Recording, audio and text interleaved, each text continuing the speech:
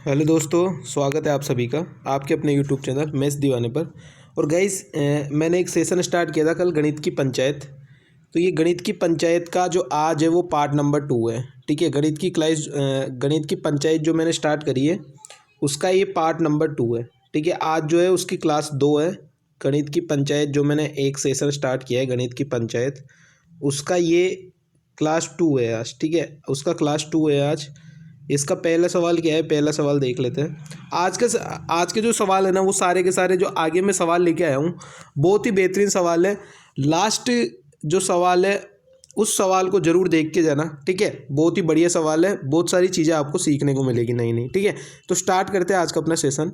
ये जो चीज़ें हैं वो भी नई जोड़ी गई है एसएससी में, कि माध्यिका, माध्य, मीन, मीडियन, मोड, रेंज वगैरह ये सब कुछ मैंने पढ़ा दिया है, प्लेलिस्ट बना रखी है मैंने अलग से। तो वहाँ जाके भी आपको ये सब कुछ चीज़ें देखने को मिल जाएंगी। तो माध्यिका निकालनी है अपने को क्या निकालना है, अपने को निकालना है मीडियन। मीडियन कैसे निकालते हैं? मीडियन होता है एवरेज, यानी बीच की संख्या का जो बीच में जो नंबर आएगा वही होता है मीडियन। अब ये होगा कि इवन नंबर में तो मीडियन क्या होगा, इवन में तो क्या होगी कि दो चीज़ें बीच में आएगी, तो उन दोनों का टोटल करेंगे। जैसे ये दो दो नंबर बीच में आएंगे तो उन दोनों का टोटल करके 2 का भाग दे देंगे। और अगर ओड होगा तो ओड तो एक ही नंबर होगा बीच में, तो वही अपना क्या हो जाएगा, वही अपना आंसर हो जाएगा। इवन और ओड कैसे? जैसे मैं यहाँ पे मानूँ कि 8 नंबर है, टोटल नंबर कितने, 8 नंबर है। तो मेरे दोस्त यहाँ पे 3 नंबर तो आइड साइड में हो जाएंगे, 3 नंबर तो आइड साइड में, और जो बीच में 2 नंबर बचेंगे ना, उन दोनों को प्लस करके और 2 का भाग दे देंगे।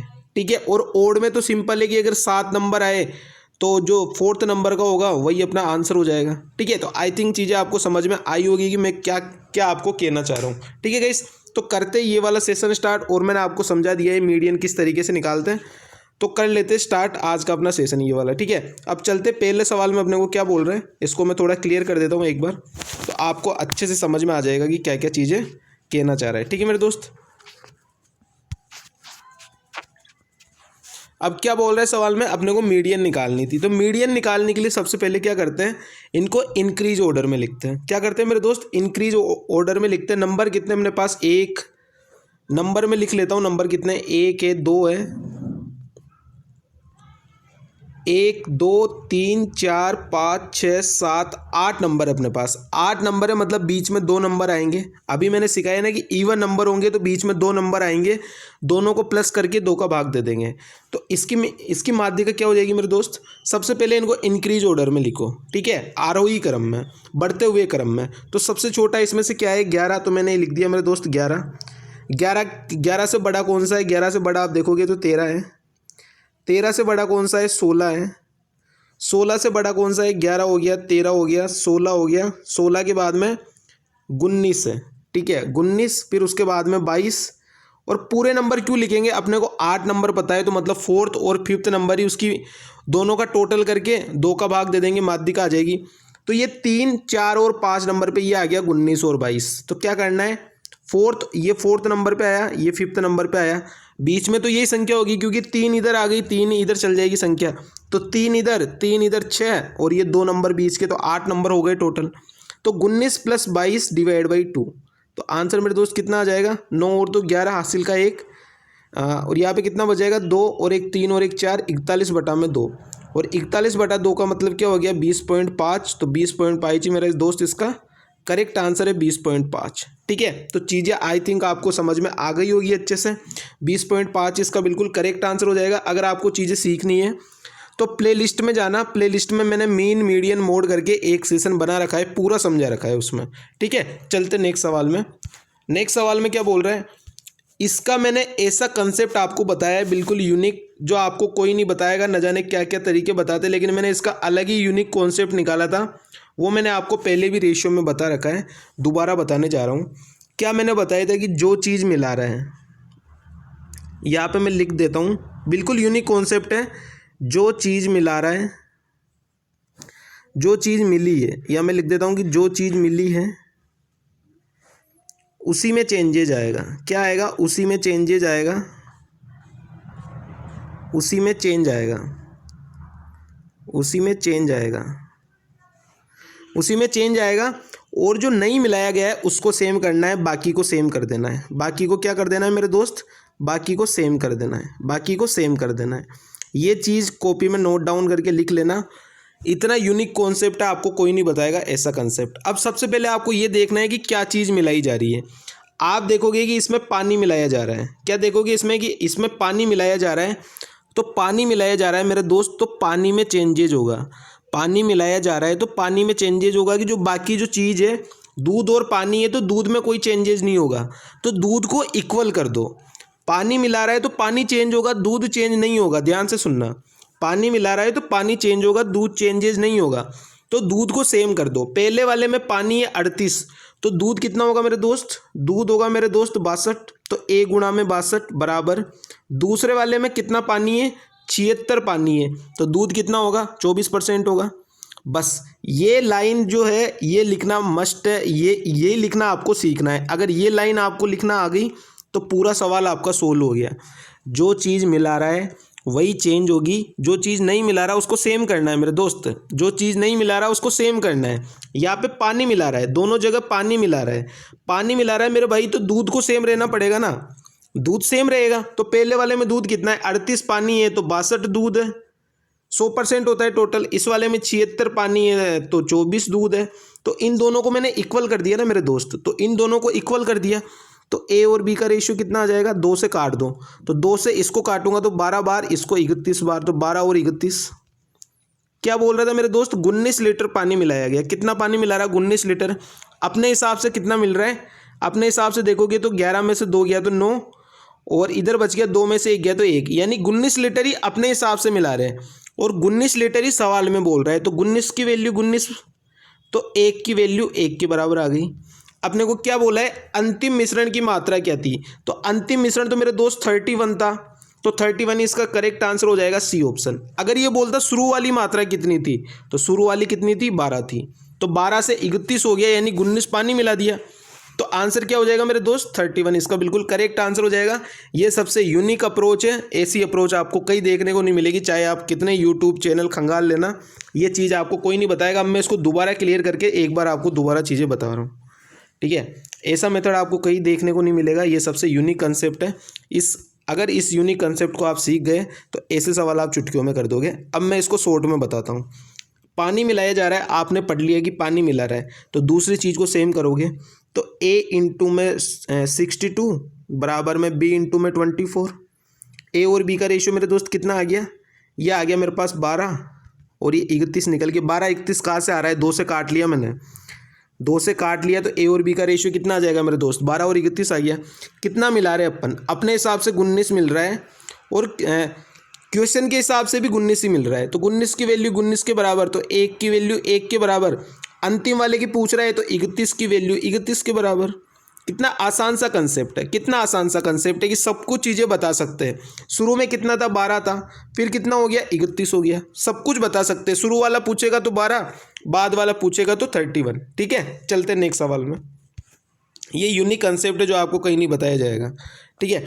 इसमें अपने बोल रहा है कि कुछ संकट के कारण राज्य ए के कुछ लोग राज्य बी में चले गए, इस तरह दूसरे राज्य की जनसंख्या में 19.96% की वृद्धि हो गई। अब मेरे को भी पता है, आपको भी पता है कि 19.96% की वैल्यू ना तो आपको पता है ना मेरे को पता है, ठीक है। आपको पता हो तो कमेंट करके बता देना, मेरे को तो नहीं पता। तो मैं इसको क्या करता हूँ, 19.96 को क्या मान लूँ, 20% मान लूँ, क्योंकि 20% में अगर मैं मान रहा हूँ तो जो मेरा आंसर आएगा वो 20% से हल्का सा कम हो जाएगा। इतना ही तो डिफरेंस आएगा, इससे ज़्यादा डिफरेंस नहीं आएगा। तो 20% मतलब क्या होता है, 1/5, मतलब जनसंख्या कितनी हो गई, कितने की वृद्धि हो गई, 5 से 6 हो गई, 5 से 6 हो गई। अब क्या बोल रहे हैं, हालांकि बाद में वे सभी लोग राज्य वापस ए में लौट गए, तो बी की जनसंख्या में कितने % की कमी हुई। ये ए था, ये बी में चले गए थे, अब ये वापस बी से ए में आ रहे हैं, तो कितने की कमी हो रही है, 1 की कमी हो रही है।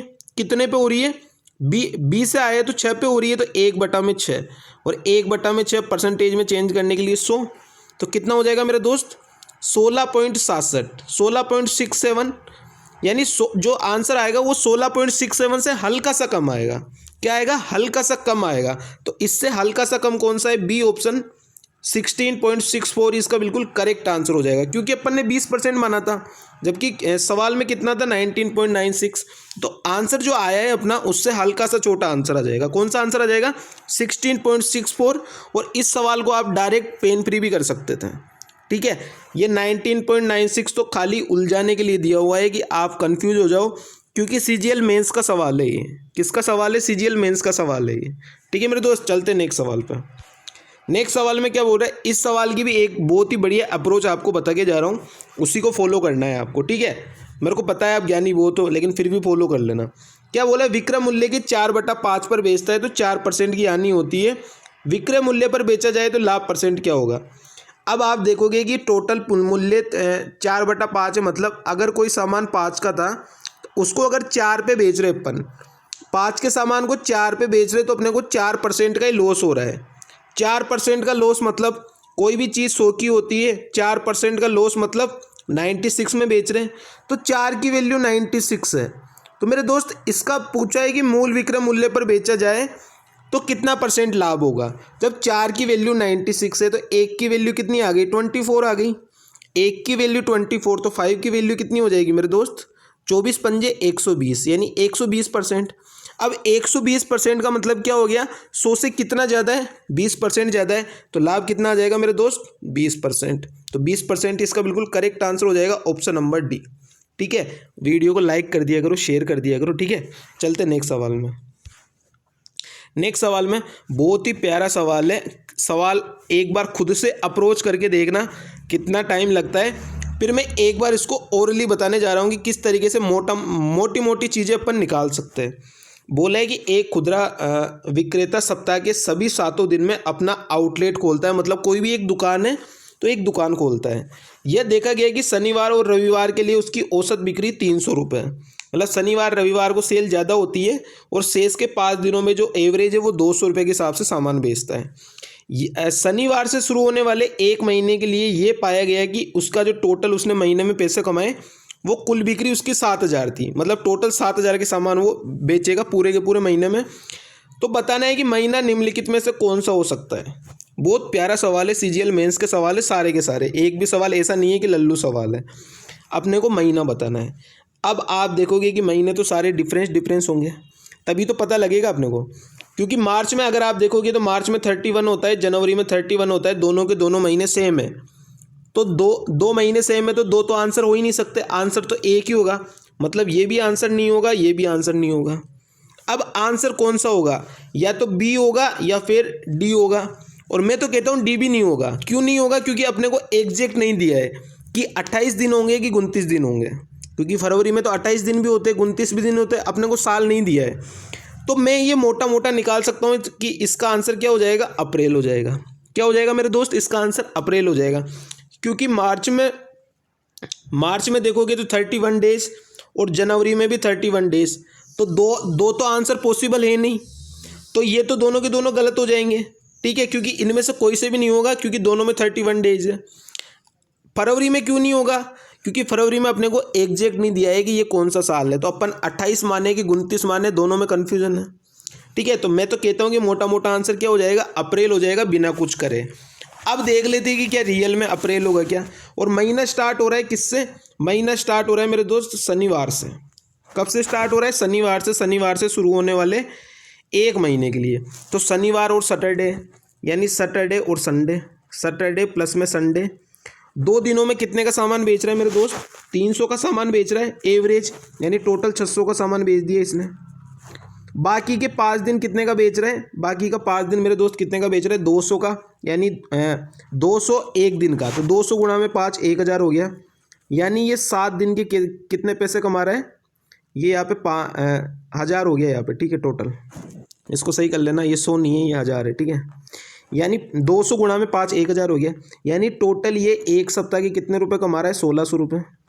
7 दिन के 1600 रुपये कमा रहा है। कितने दिन के? 7 दिन के 1600। तो 28 दिन के मेरे दोस्त कितने कमा लेगा ये? 28 दिन के कितने?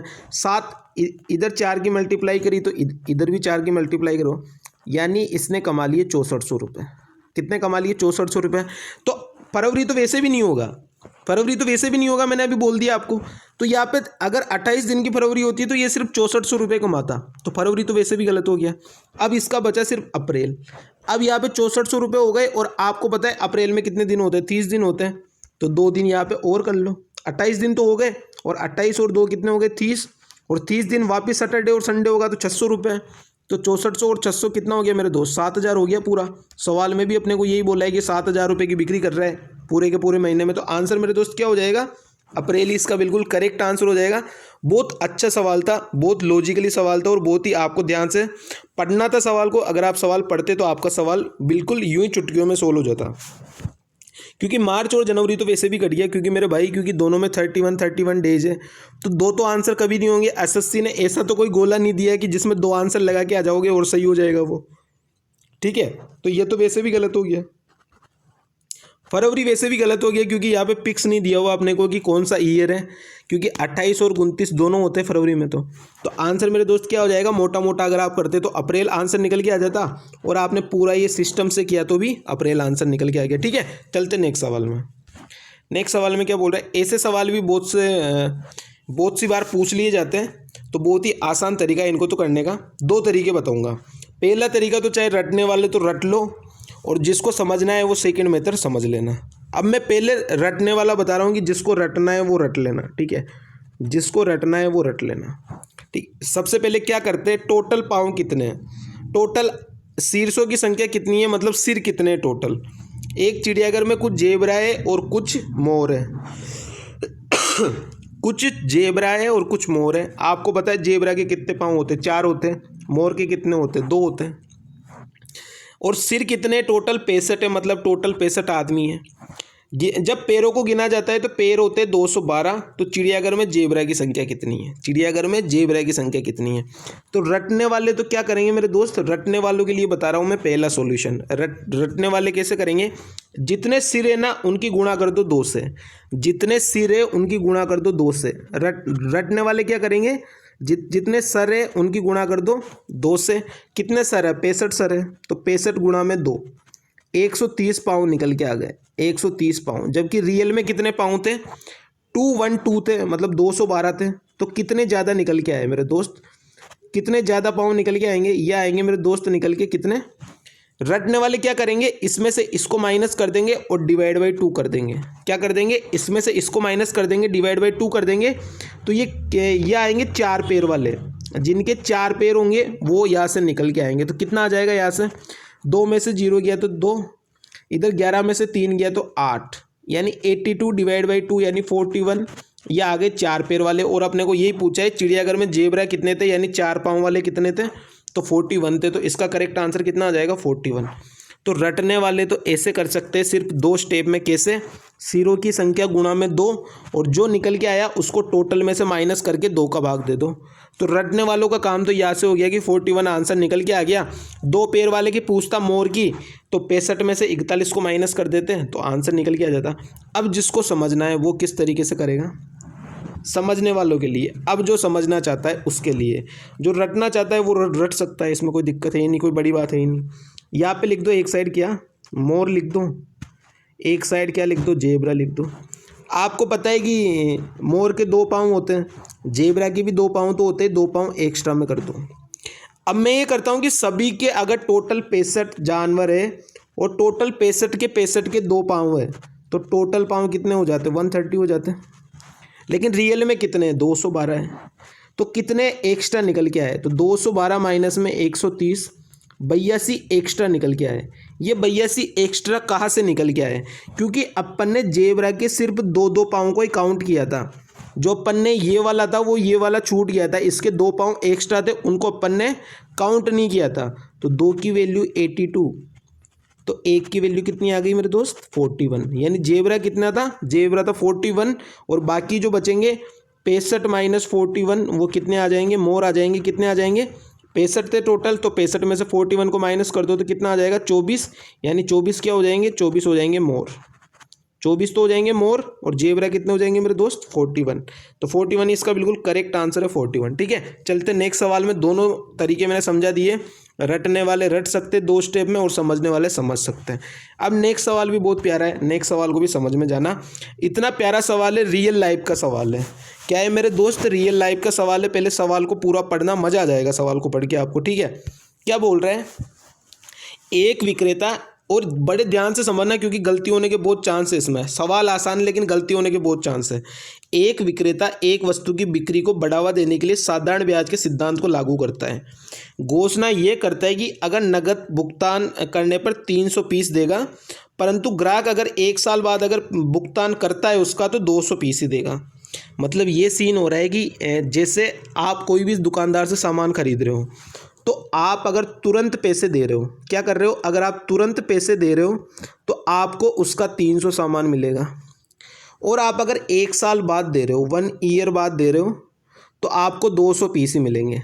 जैसे ये कोई कपड़ा था, तो अभी हाथों हाथ पैसे दोगे तो आपको 300 पीस मिलेंगे, और 1 साल बाद अगर वही पैसे दोगे तो आपको 200 पीस मिलेंगे। कितने पीस मिलेंगे, 200 पीस मिलेंगे। मतलब क्या है, पैसे दोनों जगह सेम है, पैसे दोनों जगह सेम है, पैसे दोनों जगह सेम है। अगर आप अभी पैसे दे के जाते हो तो आपको 300 पीस मिलेंगे। कोई भी कपड़ा है तो उसके 300 पीस मिल जाएंगे, ठीक है। और अगर 1 साल बाद दे रहे हो तो आपको 200 पीस मिलेंगे। मतलब क्या हो रहा है, मतलब ये हो रहा है कि पैसा सेम है, पैसा सेम है। आप कितने सामान के लिए पैसा दे रहे हो, आपने सामान कितना लिया, सबसे पहले आप यहाँ लिखोगे आपने कितना सामान लिया। आपने सामान लिया 200, आपने सामान कितना लिया, 200 सामान लिया। लेकिन पैसा कितने का दे रहे हो आप पैसा कितने पीस का दे रहे हो, पैसा कितने का दे रहे हो, मतलब यहाँ पे लिख दो कितनी थिंग, मतलब कितने का दे रहे हो। 200 सामान लिया मतलब पैसा आप 300 का दे रहे हो। 200 पीस तो आप ले रहे हो, लेकिन पैसा आप कितने का दे रहे हो, 300 पीस का। 200 पीस ले रहे हो, 300 पीस का पैसा दे रहे हो। तो यहाँ से कितना एक्स्ट्रा आ रहा है मेरे भाई, 100 एक्स्ट्रा आ रहा है। किस पे, 200 पे, और इनटू में 100 परसेंटेज के लिए। तो मेरे दोस्त कितना आंसर आएगा इसका, ये आ जाएगा 2 से कितनी बार कटेगा, 50 बार। 50 इसका करेक्ट आंसर होता। अगर आपको इसका कॉन्सेप्ट पता नहीं होता तो आप 100/300 भी करके ये वाला आंसर लगा के आ जाते और ये वाला आंसर गलत होता। तो कॉन्सेप्ट आपको समझना है। क्या समझना है कि आपने एग्जैक्ट में सामान कितना लिया है, 200 लिया है, लेकिन पैसा आप कितने पीस के बराबर भर रहे हो, 300 पीस के बराबर। मतलब ये देख लो कि मतलब नकद दे रहे हो ना तो आपको 300 सामान मिल रहे हैं, और अगर 1 साल बाद दे रहे हो उतना ही पैसा, सेम पैसा है, यहाँ पे पैसा चेंज नहीं है। आज दोगे पैसा, जैसे 10,000 रुपये के 300 पीस आ रहे हैं अभी अगर नकद दे रहे हो तो, और 10,000 रुपये के 200 पीस आएंगे अगर आप पैसा 1 साल बाद देते हो तो, ठीक है। तो चीज़ें समझ में आ गई कि 200 चीज़ अपन ने लिए, लेकिन रियल में कितनी चीज़ें आ रही थी, 300 चीज़ें आ रही थी। तो 100 का नुकसान हो रहा है किस पे, 200 पे। ऐसे भी समझ सकते हो कि 100 का नुकसान हो रहा है कितने पे, 200 पे। तो आंसर कितना आ जाएगा मेरे दोस्त, 50%, ठीक है। तो ये आज के बेहतरीन सवाल थे। अगर सवाल पसंद आए, अगर सेशन पसंद आता है मेरे दोस्त, तो ये सारे के सारे सवाल एसएससी सीजीएल मेंस के थे। सेशन को ज़्यादा से ज़्यादा शेयर कर दिया करो, ठीक है। और चैनल पे नए आए हो तो सब्सक्राइब जरूर कर दिया करो, ठीक है मेरे दोस्त। चलते, थैंक यू सो मच। और ज़्यादा से ज़्यादा सेशन को शेयर कर देना। क्लास पसंद आए तो लाइक कर देना। Tata, bye bye, good night.